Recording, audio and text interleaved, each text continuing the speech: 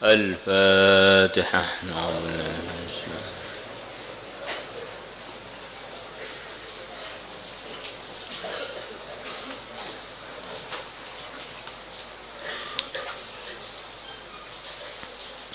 بسم الله الرحمن الرحيم. فصل. عن ابن عباس رضي الله عنهما قال. Beliau mengatakan, tadzakurul ilmi, memudzakarahkan ilmu agama. Tadzakur itu saling mengingatkan, saling memberikan masukan, diskusi. Tadzakur itu akan sempurna kalau ada timbal balik gitu ya. Ada respon dari yang satunya, satunya respon kepada satunya. Bukan sekedar satunya pasif, satunya hanya diem aja. Itu bukan tadzakur, itu namanya satunya pengajar, satunya pelajar. Tadzakur ini perlu ada imbal balik dari pembicara dan mendengar. Pembicaranya kadang jadi pendengar, pendengarnya kadang jadi pembicara. Kalau di pondok semacam takror malam itu tadzakur, semacam majlis bahthul masail, macam tadzakur. Atau semak-semakan hafalan, ya tadzakur lah. Anggap begitu. Ulang-ulang pelajaran. Ba'dailatin, dalam sebagian waktu malam. Sebagian waktu malam saya gunakan untuk mudzakarah ilmu agama. Ahabbu ilayya, lebih aku cintai, min ihya'iha, melebihi menghidupkan malam tersebut.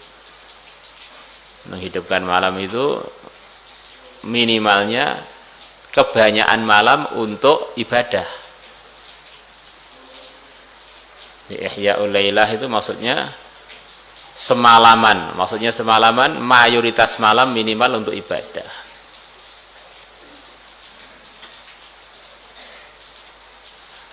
Kenapa Ibnu Abbas radhiyallahu anhuma mengatakan begitu itu? Wallahu a'lam. Ini mirip-mirip seperti pendapat sahabat yang lain, ulama yang lain, bahwa kebaikan itu minimal terbagi dua. Kebaikan yang lazim dan kebaikan yang muta'addi. Kebaikan yang untuk pribadi dan kebaikan yang untuk pribadi dan orang lain. Maka kalau ilmu ini manfaatnya untuk pribadi kita dan untuk umat.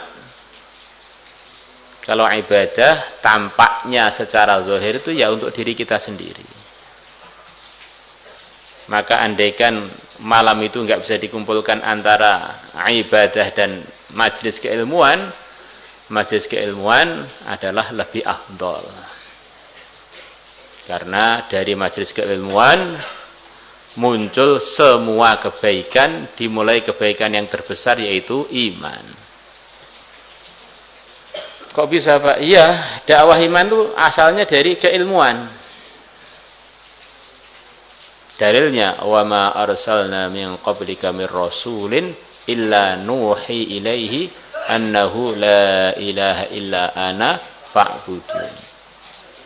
Pertama kali diberi wahyu oleh Allah, kemudian barulah bisa ada modal untuk mengajak dan menyampaikan.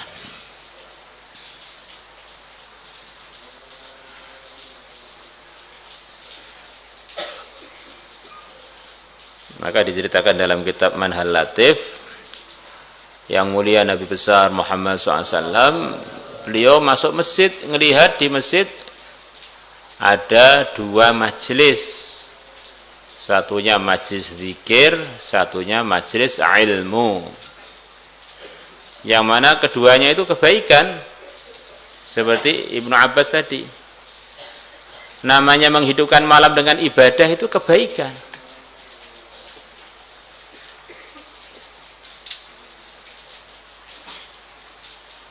Namanya majelis ilmu bukan hanya kebaikan, markasnya kebaikan. Maka sebelum tersebar kebaikan, pertama kali Allah pilih Nabi. Merekalah markas ilmu, darinya muncul segala kebaikan.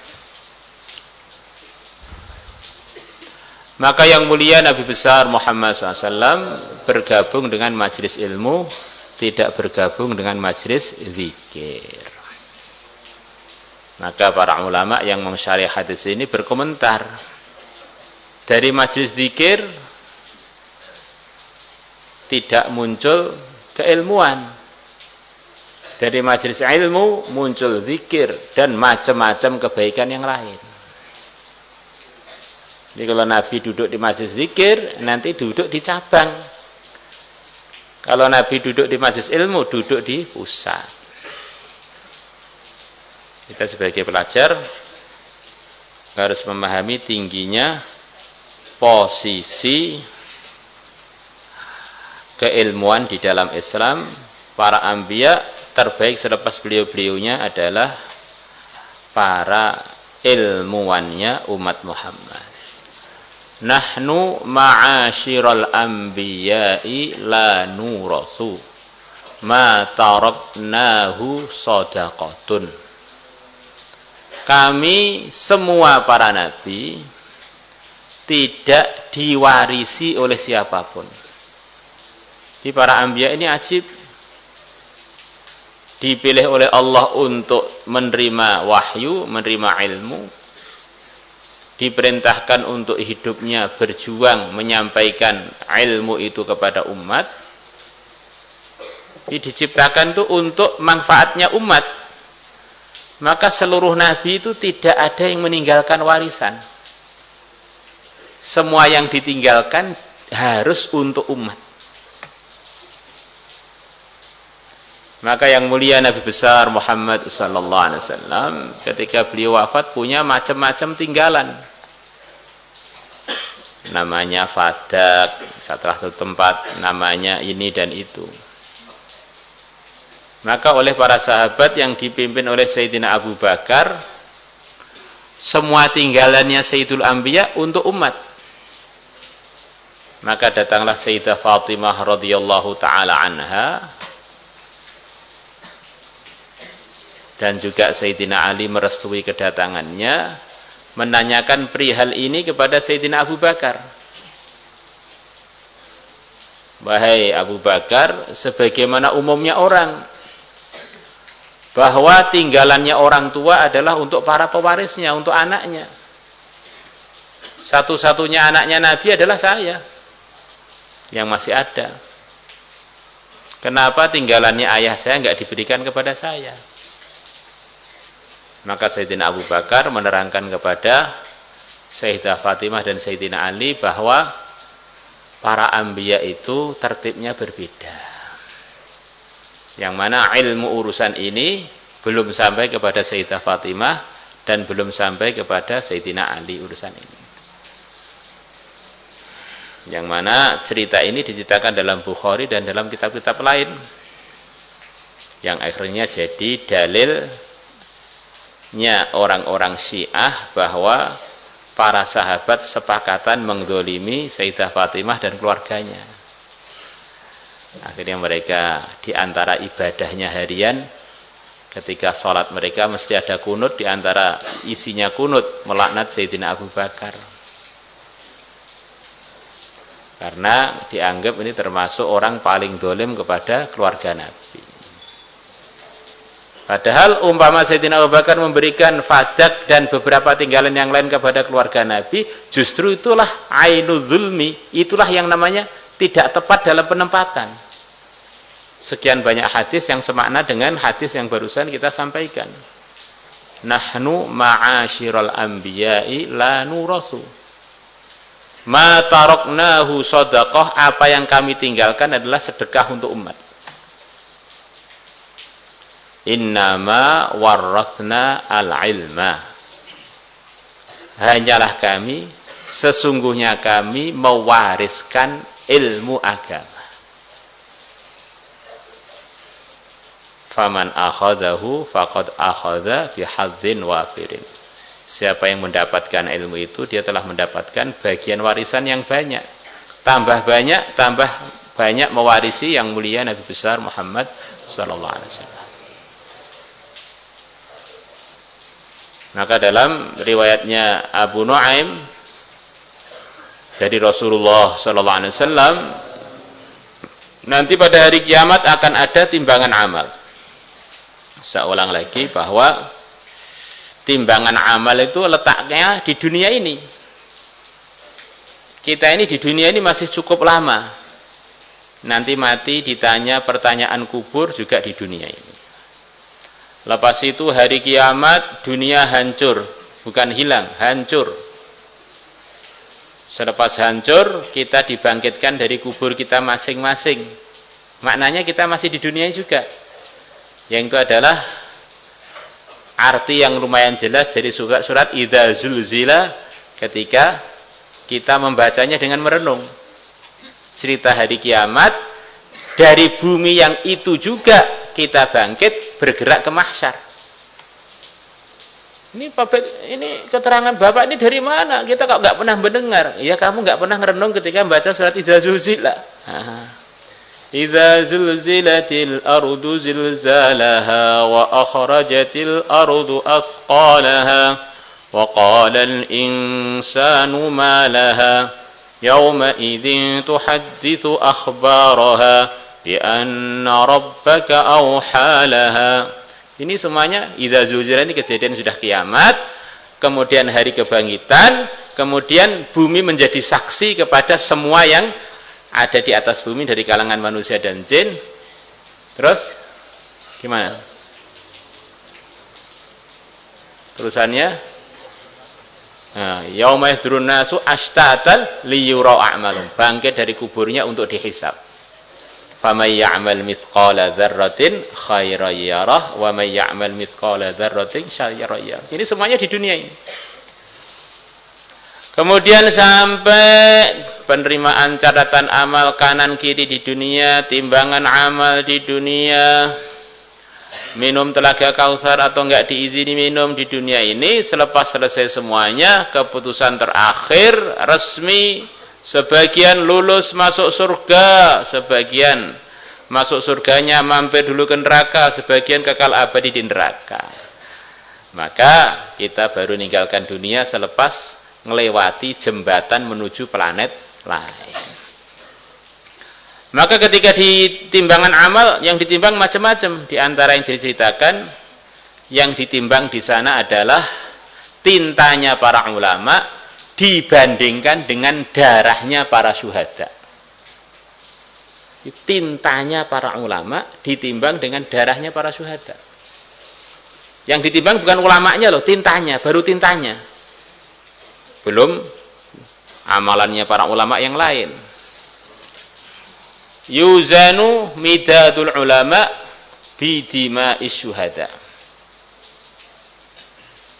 Fayarjahu midadul ulama ala dima'is syuhada.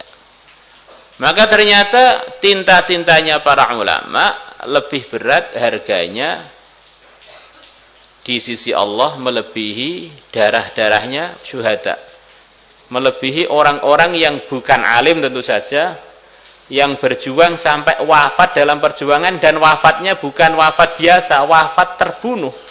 Namanya syuhada, wafat terbunuh. Maka diceritakan para ulama, walaupun tidak ada dalam teks hadis, tapi itu mafhumnya, dan mafhumnya para ulama itu ada harganya.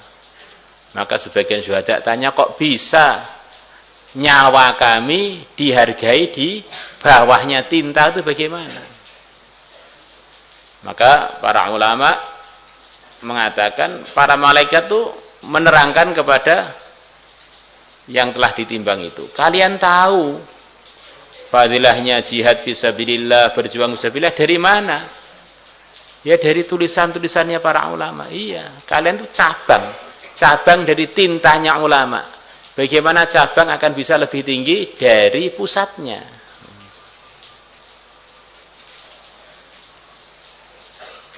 Maka orang yang belajar agama itu diperlukan oleh semua kalangan umat, karena dia ini jadi sumber rujukan mengenalkan kebaikan.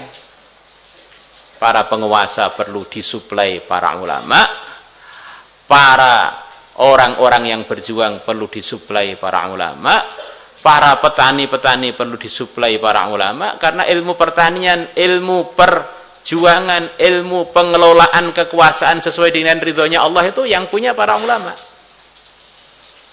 Maka semestinya dunia pesantren itu harus di atas segala gerakan kebaikan. Tidak boleh fanatik pada salah satu gerakan kebaikan, karena dia ini diperlukan oleh seluruh gerakan kebaikan supaya manfaatnya maksimal dan amanahnya tersampaikan dengan optimal. Apakah kalian setuju?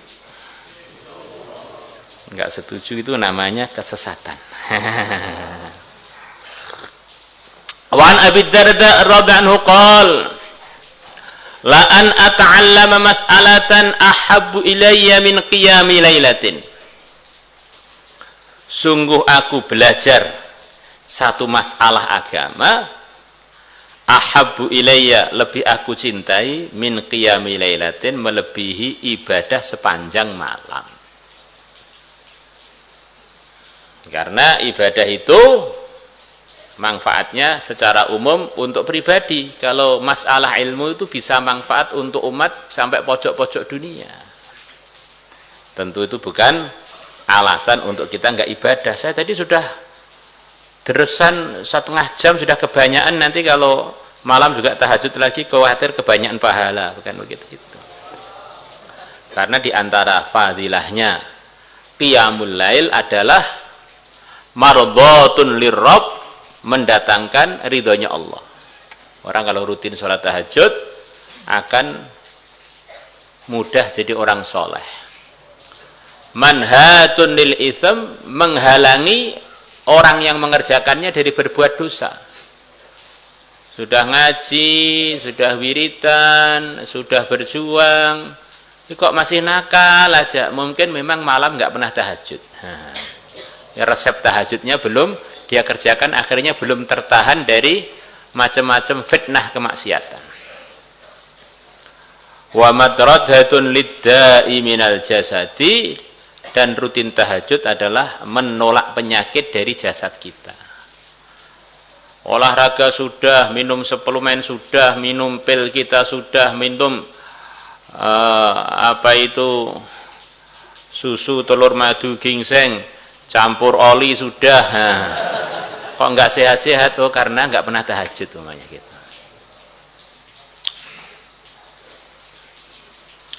Wa anhu, dan diriwayatkan dari Abu Darda qala, beliau mengatakan, man ra'a, barang siapa berpendapat, anal ghuduwa ilal ilmi, bahwasanya berangkat untuk mencari ilmu, berangkat menuju cari ilmu, laisa bi jihadin, bukan termasuk berjuang,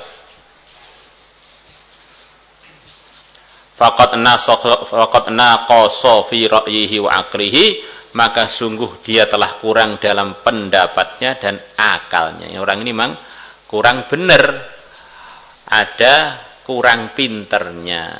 Karena orang bisa la ghadwatun aw rauhatun fi sabilillah khairun minad dunya ma fiha, itu dari keilmuan. Kalau cuplikan dari keilmuan orang dapat fadilah begitu itu, bagaimana kalau dia berangkat untuk kulaan di markasnya semua kebaikan yang diantara isinya la ghadwatun aw rauhatun fi sabilillah khairun minad dunya wa ma fiha. Maka semua gerakan kebaikan puncaknya yang mimpin harus para anbiya. Semua gerakan kebaikan yang mimpin puncaknya harus para ulama. Kalau gerakan kebaikan nggak ada ulamanya, itu sesat, itu pasti. Bahkan walaupun paling atas ulama, nanti kalau di bawahnya nggak ikut struktur atasannya, nanti juga akhirnya sesat.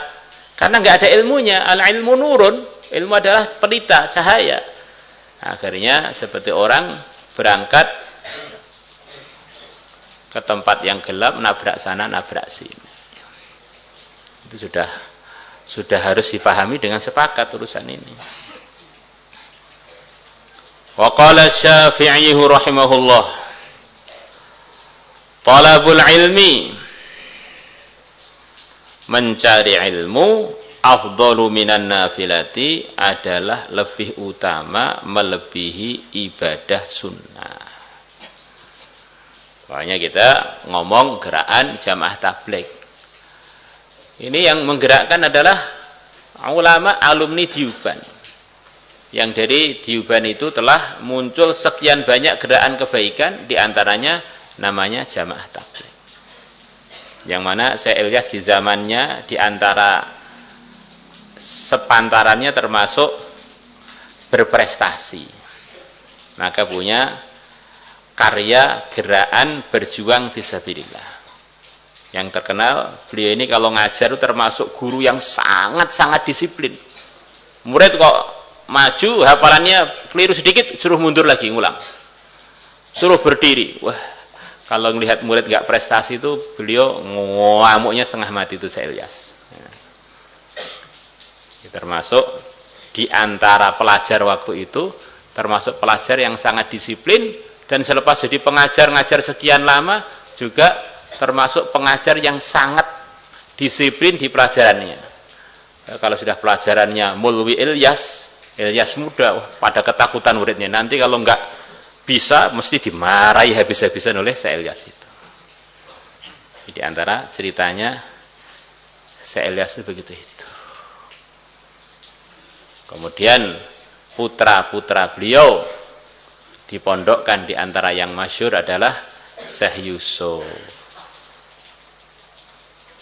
Ini satu cerita bahwa beliau punya gerakan, diteruskan oleh putranya, punya gerakan, teruskan gerakannya Syekh Yusuf, diteruskan oleh kerabatnya Syekh In'am. Ketua-ketua pergerakan ini paham pergerakan dengan keilmuan itu beda jurusan. Maka walaupun Syekh Ilyas sudah punya gerakan jamaah tabligh, putranya dipondokkan ke pondok Diuban. Syekh Yusuf sudah jadi mimpin jamaah tabligh, putranya dipondokkan lagi di Diuban. Yang Diuban itu isinya ya lembaga keilmuan murni, tidak berkaitan dengan gerakan, tetapi nyuplai semua gerakan. Kemudian punya putra namanya Syekh Maulana Harun. Maulana Harun putranya dipondokkan lagi, akhirnya jadi Syekh Sa'ad sekarang. Kemudian Syekh In'am putranya dipondokkan lagi di Madhahirul Ulum. Di antaranya Maulana Zubair. Jadi pergerakan itu menimbulkan apa? Menimbulkan pergerakan. Tapi kalau pesantren menyuplai dan bahkan memunculkan gerakan-gerakan kebaikan seluruh dunia. Karena memang gerakan itu dimulai dari pimpinannya para ilmuwan, namanya para anbiya. Gerakannya Nabi Musa, gerakannya Nabi Ibrahim, gerakannya Nabi Nuh, pergerakan itu gitu. Alhamdulillah. Kemudian diteruskan macam-macam gerakan kebaikan di mancanegara dengan berbagai macam namanya. Ini markas pembentukannya adalah dari lembaga-lembaga keilmuan. Maka ahli batil tahu urusan itu.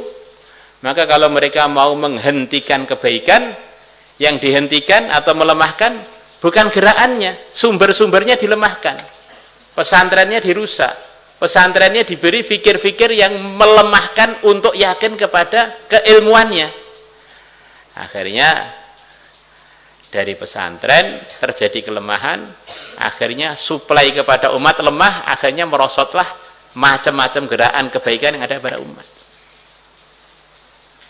Maka pesantren itu semestinya bertanggung jawab untuk merawat ahlus sunnah wal jamaah dengan sebaik-baiknya. Akhirnya darinya dia bisa bermanfaat untuk umat dengan berbagai macam latar belakangnya. Inilah tanggung jawab kita semuanya. Gimana? Harus setuju ini. Nah, alhamdulillah. Ini bukan kajian ilmiah, ini fakta sejarah ya. Kalau kajian ilmiah kan kesimpulan, ini fakta sejarah begitu. Kok gerakan sudah dipimpin oleh orang yang lemah keilmuannya, fitnah. Salatullah